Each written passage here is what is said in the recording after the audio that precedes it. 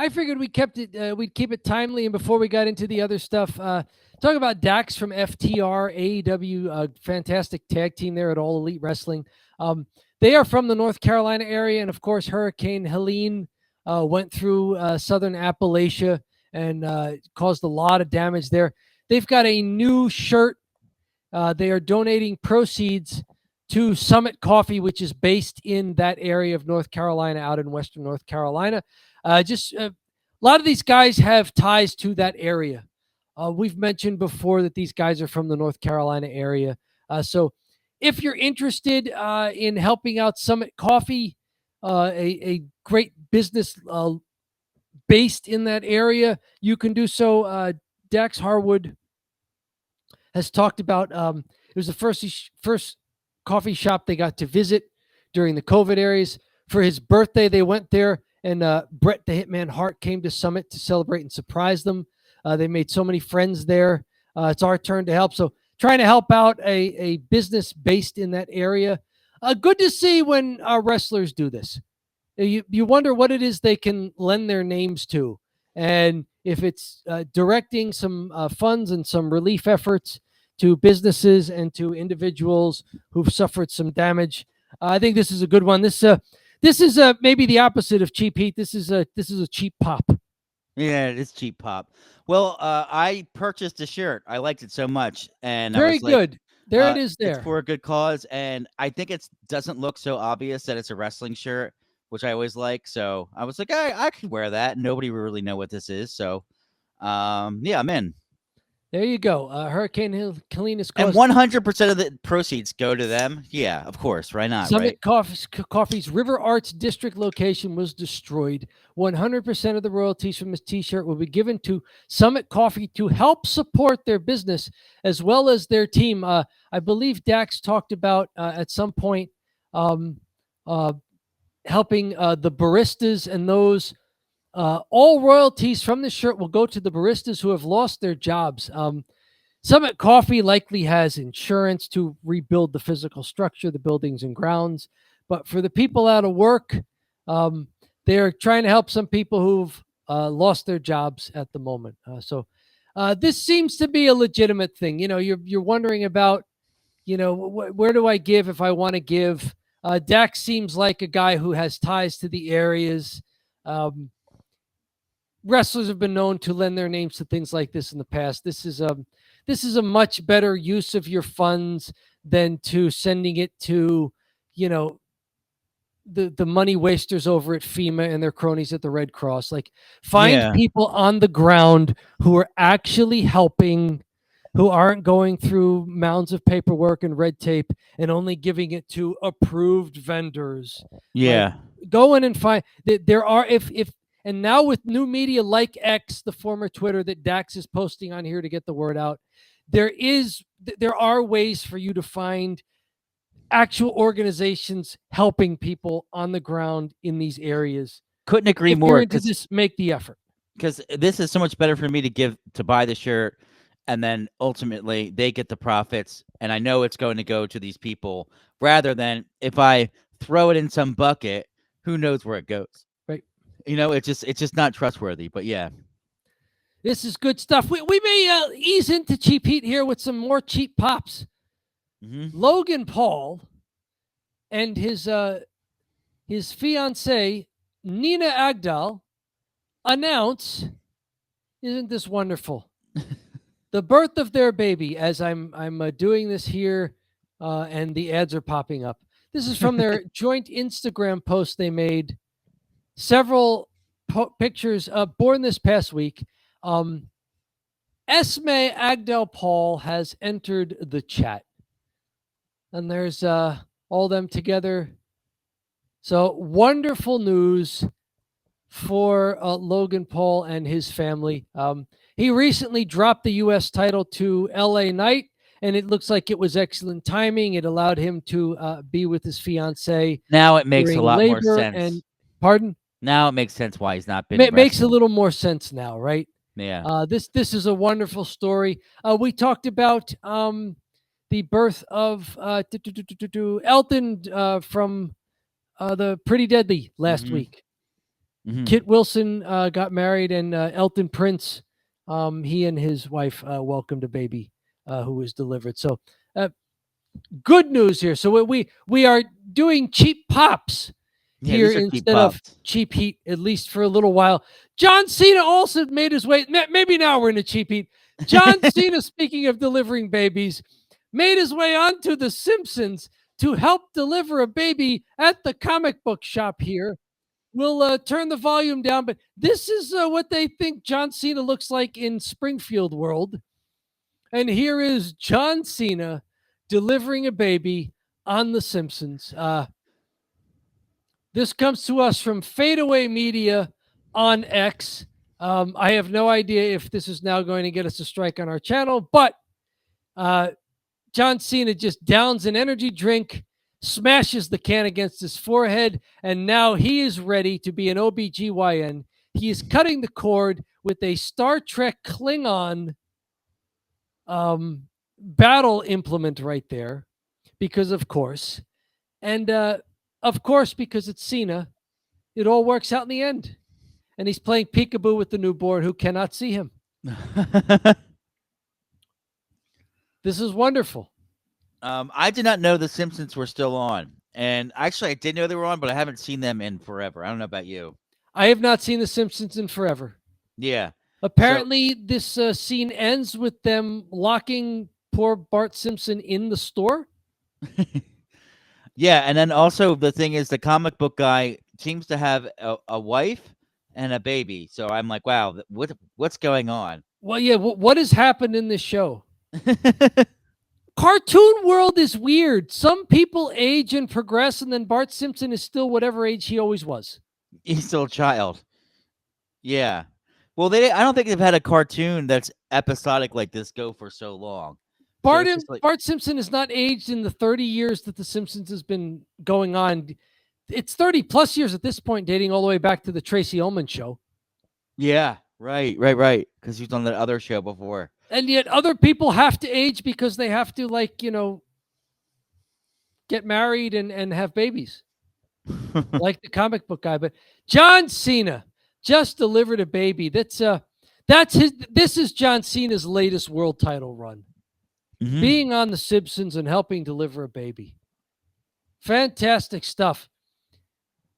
Speaking of AEW, before we mentioned them briefly, you brought this to my attention. Warner Brothers Discovery and All Elite Wrestling reach a multi-year renewal for broadcasting rights, and they're adding simulcasts on the Max streaming service, which will not only have maybe some of their wrestling programs during the week, but also their pay-per-views, which now might become premium live events and not pay-per-views if you subscribe to Max. Maybe you'll just get it as part of your subscription.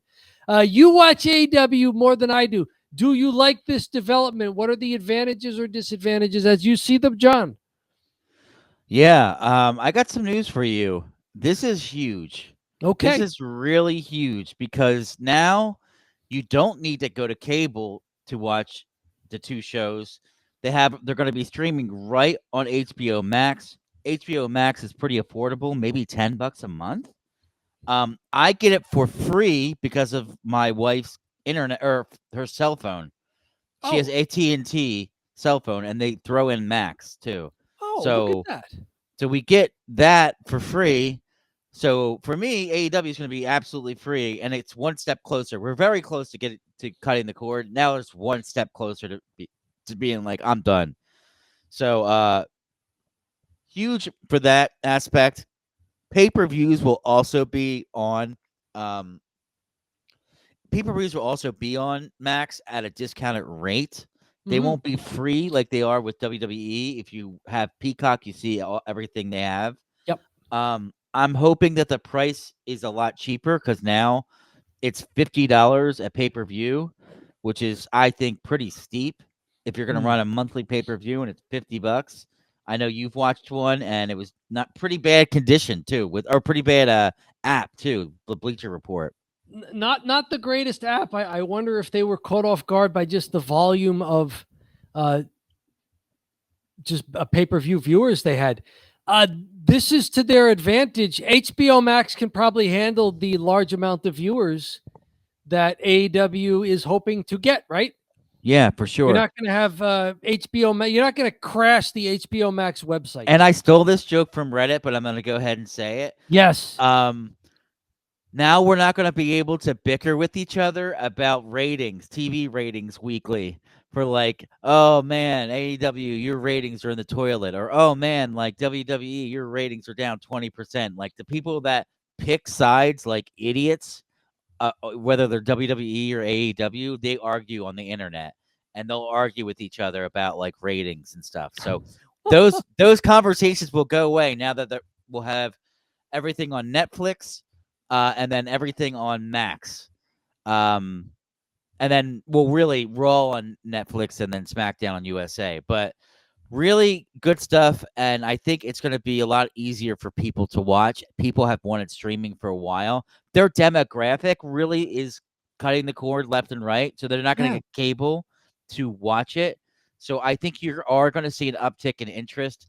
And I think one more thing here, it's interesting because Netflix and HBO, the way that they're structured, totally makes sense for AEW and WWE WWE. to do. Yeah. So Netflix is the biggest streaming service, so they have WWE, but HBO has shows that are, in my opinion, much better than Netflix. Netflix has a bunch of trash. It has like lots of like reality TV shows. HBO has like Curb Your Enthusiasm. They have like Secession, which is a really, really popular show about like a business. But like they have good shows on it. And it's seen as kind of like, it's HBO is always seen like as its own entity, right? That produces good content. They're So the AEW of streaming services. yes, their AEW makes so much sense on Max. So Lots of rather, Japanese style shows. I mean, it's just the way that it's set up. And then one more thing, because I'm a little bit on a roll here. I do want to talk Yes, about go this. for it. I saw a lot of people praying on the death of AEW after CM Punk left. And a lot of people saying they're done, they're washed, they have all these problems. Tony Khan's an idiot, he doesn't know how to book. Litany of things I've had to read through, and litany of people that are podcasters now, like Conan or whoever, having to jump into like on board of like AEW is bad, Tony Khan is evil. Once Vince was gone, he turned into the new Vince, Tony Khan. And I just want to tell those people, you're wrong. You owe them an apology.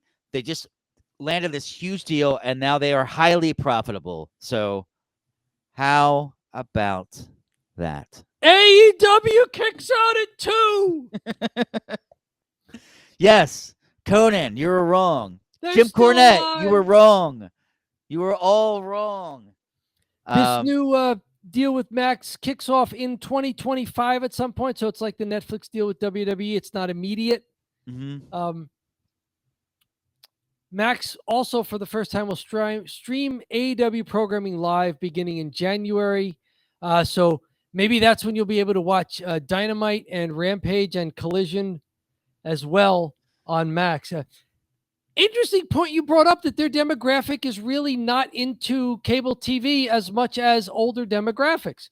So maybe AEW's ratings were always depressed because the people who would prefer that type of pro wrestling, just they weren't going to pay 85, 90, 100, 100 plus dollars a month for garbage cable TV.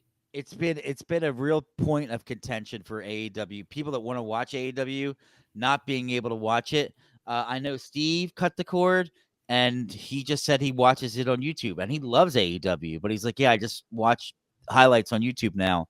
Very good friend of ours from the music and pro wrestling days. Yes. So he wants to watch it and he can't, but he's like not going to pay $80 to watch it, you know? So, and he gets all the pay-per-views too. So yeah. I Well, got that was my dilemma when SmackDown went to USA. yeah. I don't want I don't want to get too fired up, Dom. This might be right what you'd want to talk about, but FEMA should be charged with fraud. FEMA should be disbanded. Don't go through the trouble of actually charging them. Just disband them. I'm with you, the fixer. and then the fixer has some AEW stuff. AEW Yes, now, Ricochet's there. but come on, man, Chris Jericho needs to retire. I have said in the past, the fixer, he needs a break. He needs just a break to go away and just get away from the screen because he's stale. He's doing the same thing. They're trying the learning tree thing. I do appreciate them doing the learning tree thing and going another direction, but it just feels like he's all over that show all the time, and he just needs some time off. Why don't he go tour with his band, leave for 6 months, come back? People would freak out, or do some stuff in Japan. You know, We need a Fozzy tour of cruise ships for a few months, right? we need multiple cruises. Yeah, exactly. Very good. There we go. So this is good news for AEW. Let's hey, this was mentioned before the documentary. Mr. McMahon was the number 4 TV series on Netflix last week. This comes to us from Brandon Thurston, a well-known name in the business of wrestling. In the US, it ranked number 3. You can see here, maybe we can open this up and bring it up a little bit. You can see there it is, number 4, Mr. McMahon, a limited series. Monsters, the Lyle and Eric Menendez story was 1. Nobody Wants This was 2. The Perfect Couple was 3. And there's Mr. McMahon coming in at 4. Mm-hmm. 28 million plus hours viewed by almost 5 million different viewers, it looks like. That's some good work there. On the other hand, Vince McMahon drops off the Forbes Billionaire 400 list. He is still apparently a billionaire, worth $2.7 billion, but he's no longer within the top 400 billionaires as far as Forbes goes. So, Matt, what a long way down it was for Vince McMahon to plummet to $2.7 billion in net worth. That's interesting that he was on it at 2.7 billion and now he's off. I wonder He if was on it at a little more, maybe. Maybe it's a combination of the list, the amount you need to be in the 400 going up, and also Vince being forced to sell some of his assets. Elon Musk tops the list. Jeff Bezos, Mark Zuckerberg. It's hey there, Larry. Did they find a worse picture of Elon? It's not his own site. It's Forbes. Yeah. Musk, Bezos, Zuckerberg. So it's a lot of new media combined with other things. Musk is also Tesla and SpaceX. Bezos, Zuckerberg. Actually, it's these guys are rich because they're cronies. Tesla makes its money on selling government carbon credits, and SpaceX with government contracts. Bezos, Amazon is only profitable because they have Amazon Web Services, which sells web space to the government. And Zuckerberg, he played ball with the censorship stuff, so he has been well protected. But it's billionaires, it's people who have insanely inflated assets. But Vince McMahon is not one of the top 400.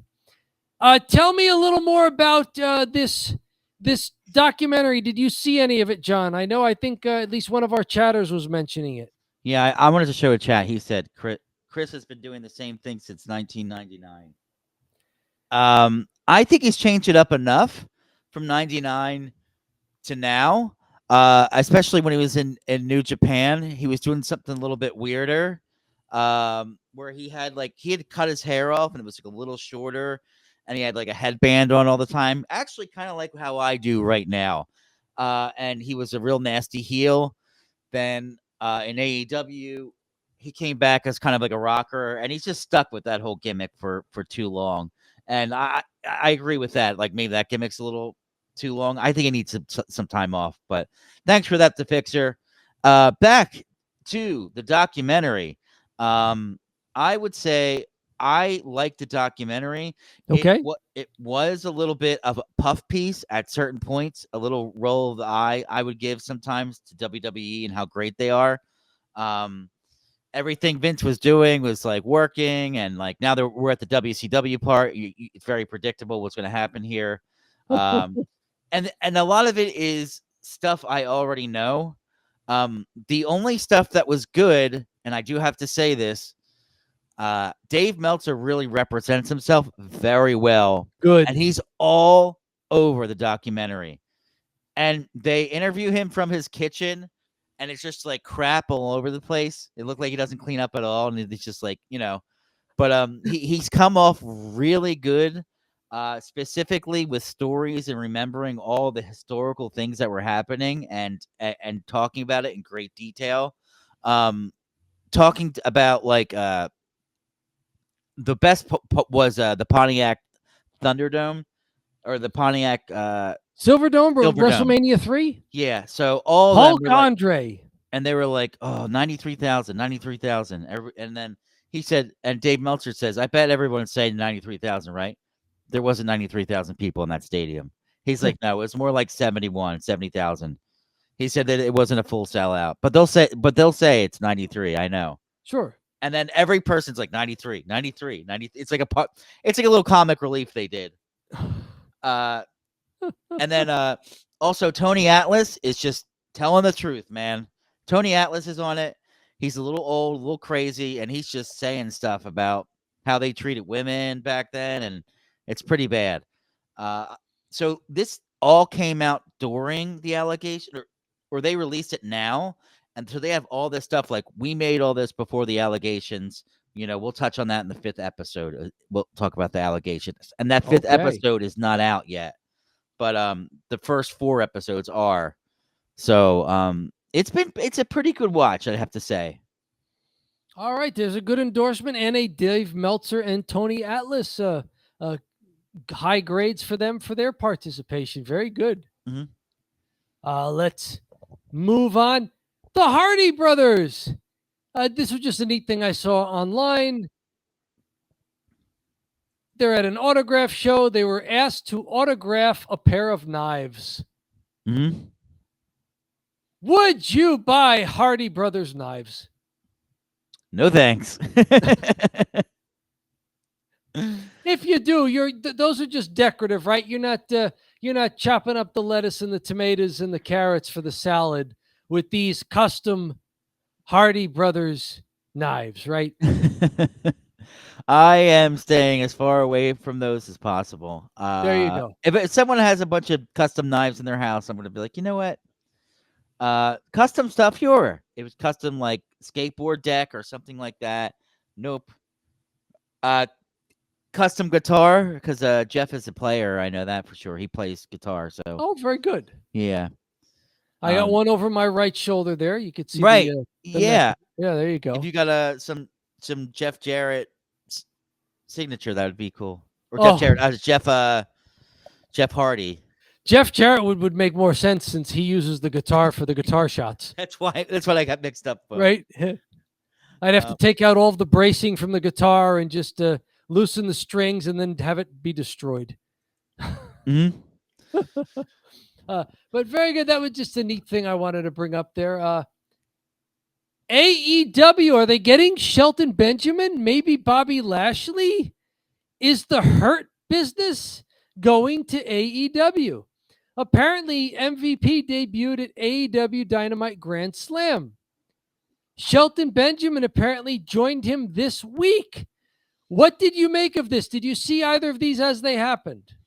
Yeah. Last week's Dynamite was fantastic. It was their 50th anniversary. They didn't mess around.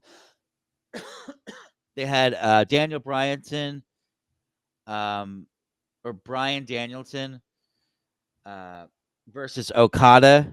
That's the big Japanese wrestler, and that was a banger in the main event. They did have what's his name? MVP come out Okay. with Shelton Benjamin. That should be interesting. And Ricochet wrestled Will Ospreay in the opener, and that was really good. All Really right. good. Yeah. Because you know how Ricochet can wrestle fast, and it was lots of fast, lots of athleticism, lots of speed. Hmm. And the crowd was into it. I'll say that much. Very good. This is WrestleZone here, citing Sean Ross Sapp of Fightful. Sapp writes that Bobby Lashley, a former WWE champion, has an impending debut with AEW. He's saying that all three of them, MVP, Shelton Benjamin, and Bobby Lashley, were in talks with AEW earlier in September. The deals had been nailed down a few weeks ago. So are you thumbs up or thumbs down to a potential Bobby Lashley run in AEW? Thumbs up. Yeah. I liked him in WWE. I thought he had a lot left. I was disappointed when suddenly he was dropped. No, that was so confusing. And when they dropped him, or he didn't resign because it wasn't enough. I don't know if it wasn't enough, or they decided to move go in a different direction. But I was like, wow, he's been great. Anytime they bring him out, they try to make him a heel, and when they tried to make him a heel, he was not over because he's a face. So the crowd would cheer him. Yep. So it's like you have an automatic cheer guy that everybody loves, that's huge, that can work. What are you doing? Why are you getting rid of this guy? Why would you keep? I mean, if you're going to trim the roster, there's at least a few guys at the top of my head. I'd be like, you wouldn't miss them if they got trimmed, right? Too many baby faces at this point? Yeah, too many baby faces. I don't The know. opposite of what you had noted had been the more likely scenario in WWE recent history is having not enough baby faces who are really over and who can maintain that. Yeah. No, but it's good news for the AEW, and it's good news to have Bobby Lashley there. I don't know how Shelton Benjamin's going to do. I know historically he's been good, but I don't know how he will actually do. So we'll see. He wrestles that sort of high flying style along with great amateur skills. Yeah. So I mean, is there a place for someone like that in AEW? Oh, for sure. Okay. Yeah, he'll get in well with the rest of them, especially depending on who he's matched up with. But like JR likes to say, it's always good to have style versus style. And that's where you get the best matches. So he's going to bring a unique style, which will probably be helpful, a little bit more realistic than like you have the high flying guys there. Maybe he slams one of the high flying guys, and I say, yes, stop high flying. These are both guys with combat sport experience. Shelton Benjamin as an amateur wrestler. Oh, yeah, Shelton Benjamin. And Bobby Lashley as an MMA guy who won more often than he did not during his Bellator run. Oh, yeah. Real deal.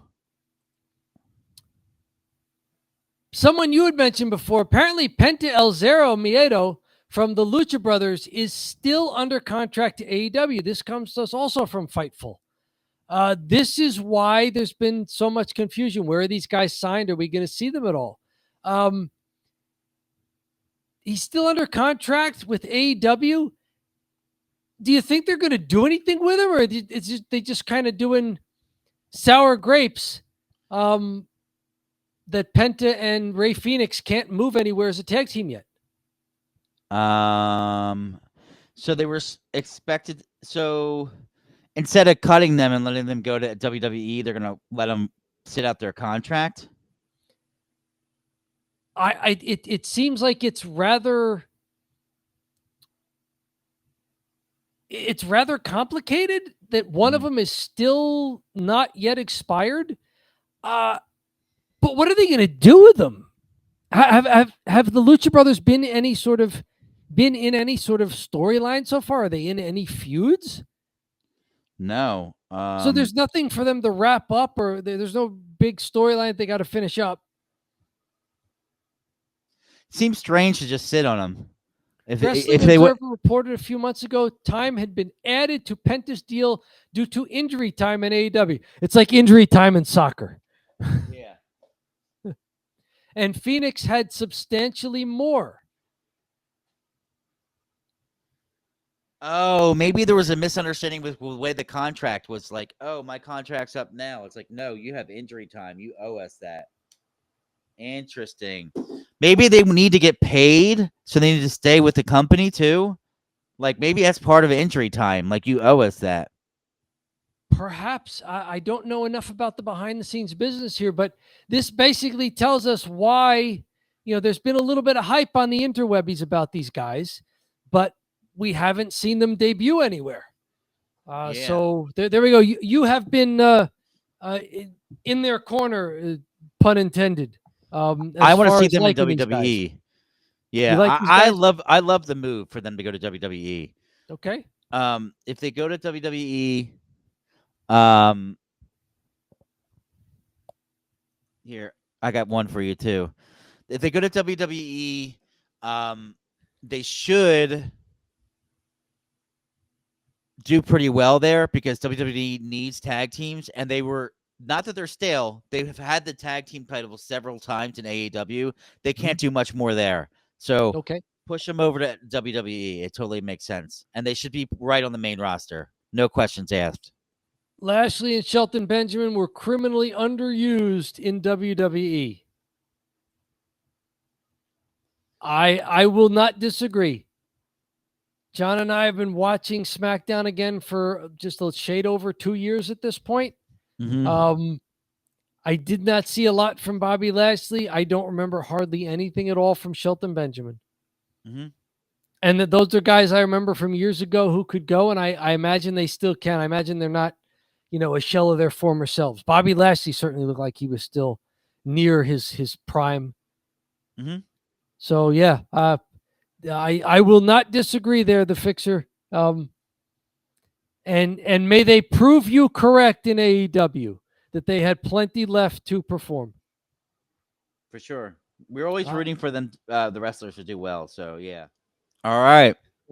That's what I got for you. It's unseasonably warm. It's pathologically frugal. It's cheap heat. All right. We'll say it at exactly the same time. I know. We'll time it. We need to practice. Yeah. We need to practice. We got to practice a little bit, that one. We get 1, 2, 3.